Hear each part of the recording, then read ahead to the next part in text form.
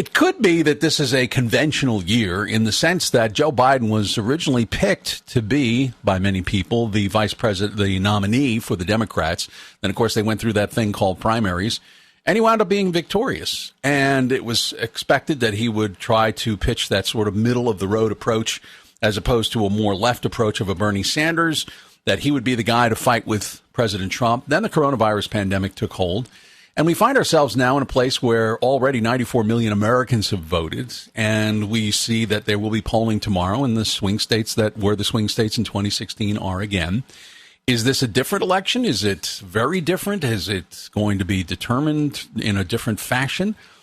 Let's get the perspective of Dr. William Rosenberg, professor of political science at Drexel University. He is tweeting at DRB Rosenberg. Bill, welcome. Thanks for being on the show today. Good morning. So you've been driving around, I guess, huh?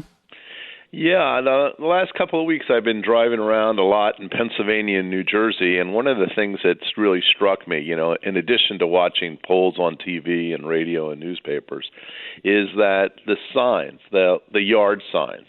And what's been really incredible is that, you go through areas where you just drive for a long period of time and you see nothing but Trump signs.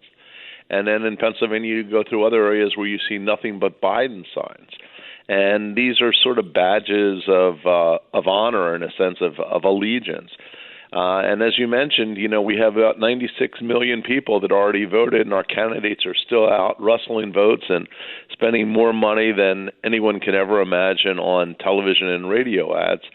But we're going after a smaller and smaller fraction of those who actually can vote tomorrow. I mean, the number is really small. We're really pursuing a group that, while it may have an impact on the election, and it surely will, the issue is that it goes to some systemic issues that I think are really important. And I think those are things like, what is it about the history of Election Day? This idea that we had the civic duty to participate, that you go down to your town hall or your polling booth, you see your neighbors, and you pull the lever. That's largely now gone by the wayside, with almost a month of early voting taking place and people grasping onto it. On the other hand, you have who actually goes and votes in these early elections, and the Trump administration, the Trump campaign, wants us to believe that there's actually this red wave out there, that most of the votes are Democrats in the early voting, and their people are going to show up on Election Day. And there is some evidence to prove that that's true, that Republicans generally vote no matter what, and Democrats sort of fluctuate in terms of their turnout. So it's going to be a really interesting day as we approach tomorrow. To that point that you're making, Bill, there's a lot of there are questions about whether or not President Trump will try to claim victory. I had mentioned earlier, Jonathan Swan at Axios had written that there's an actual strategy the president is trying to lay out, where if he carries some of these states in the voting that actually takes place on Election Day before the mail-in and early votes are counted, then he will claim victory if he wins Ohio, Florida, Pennsylvania, et cetera, which may happen if, as you say, Republicans do vote mostly on Election Day. So those ballots will be counted more quickly. And in that way, maybe that he will sow the seeds of doubt among people trying to figure out who won the election. Is that a possibility? I think you have a very strong point there, and in fact, there's some nuance to it that makes it even more complex. And the nuance to it is how are these early votes counted? So in Pennsylvania, people can vote for a long time before the election, but the election officials are not allowed to open them up until Election Day. So a state like Pennsylvania is not going to be able to early report. They're not going to be able to give us a sense in any full measure about what happened in the Pennsylvania Electoral College vote. On the other hand, a state like Florida, they're allowed to pre-process their ballots, and they're going to be ready to go at 8, 9, 10 o'clock at night to be able to tell us what pretty much happened in Florida. And then there are other states like Arizona and Georgia. They can start processing them as soon as they receive them. So some of these states have gotten their act together in a lot of ways. Colorado is sort of a model case where they're going to be able to report cases. But we really need to concentrate on those battleground states to see who was able to report early and whether or not the Trump campaign is going to try to make the claim in the media that they've won because, look, the votes are in and they show us ahead, and anything after that is sort of stealing the election. So my advice to many of the listeners is that I would pay very close attention on Election Day towards the evening and just see how Florida goes. Florida is going to be able to report early, and if it ends up that Florida goes for Biden, and it's a very close election, it's going to be almost impossible for Donald Trump to win, regardless of how the votes get passed on that day. And likewise, if Pennsylvania was to become a blowout or Wisconsin a blowout, it's going to be very difficult. Even though those ballots can't get counted, the early votes, it's going to give you a sort of a leading indicator about how things are going.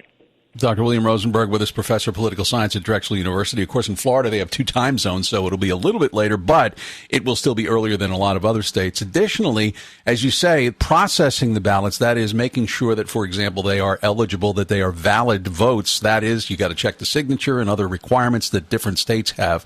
There may be challenges afterwards, and this brings up the possibility that this would be a contested election, and if it is that close, which means it could, I guess, go to the Supreme Court as it did in 2000. But what is the procedure that is called for if this does go, for example, to the Congress to decide? If that's what has to happen because these election results are not certified until weeks later by the secretaries of state of these states. But what happens if it goes to the Congress?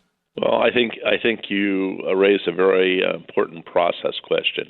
What happens is on Election Day, which is the day, which is the first Tuesday after the first Monday in November, but also includes all the early voting. Those votes are counted up, and in each state capital, the electors meet on December 14th, and they cast the ballots for who that state is going to say won the electors for that state. They're 2 separate electors, one for Trump and one for Biden. However, if there are problems in terms of certifying those votes, in other words, we have situations, for example, like in Texas where the governor was trying to, or the Republicans were trying to throw out about 100 or 120,000 votes because they were done through drive-in voting. In Pennsylvania, there was a threat about throwing out a lot of votes, but the courts ruled that ballots coming in within 3 days of the election will still count. There are going to be a series of these types of challenges that are going to come in that could delay the certification of the state's electoral college voting. If that happens, then what occurs is in early January, there's no one with 270 votes in the electoral college. The House and the Senate take over control of the election, with the incoming class of senators and House members being the ones who vote. What that means is that in the Senate, they get to vote for the vice president, and each senator has 1 vote, and the majority wins.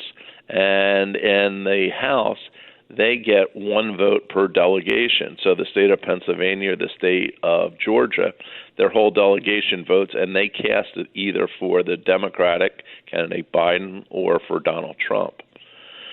The problem for Biden, though, is if it goes to the House, there are 26 states that are likely to be controlled in terms of delegations by the Republicans. So even though he may win the popular vote, even though he has a lot of banked electoral college votes, the House will still determine who the next president is. So, Trump-Harris administration. Possible, but probably unlikely unless the Senate goes Democratic. Right. If the Senate stays a Republican, that will not occur. All right. Well, those are just possibilities. So many things could happen between now and next January the 20th, 79 days away. It could be rather frenetic. Dr. William Rosenberg, Bill, thanks for being here. All right. You have a great day. You and too. Everyone should go out and vote if they haven't already. Very good. Dr. William Rosenberg, professor of political science at Drexel University, joining us and tweeting at DRB Rosenberg.